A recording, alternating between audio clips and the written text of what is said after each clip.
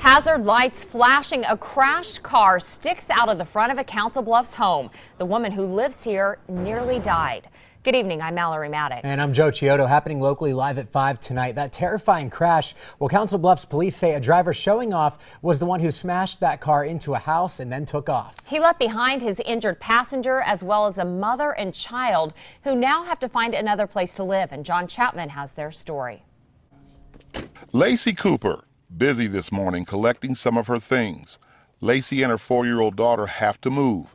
Last night, someone drove a car through the front of her home. I was sitting in my living room watching TV last night, and they came through my living room. What was it like? It was the scariest thing I've ever experienced in my life. My first concern was my daughter, obviously, and getting her out of the house. I can't even explain the terror, the fear that I had. Lacey snapped a picture of the car after it crashed through her home. She says the car just missed her. About 2 feet. I was sitting on my couch and it came through. Yeah.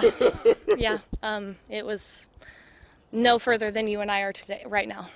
I mean, it was just a couple feet. People who live around here say motorists speed through this neighborhood all the time. Alyssa Sharp lives a couple of houses away. She witnessed the crash. Alyssa says people really need to slow down around here. We need either speed bumps or something else that needs to get done down in here.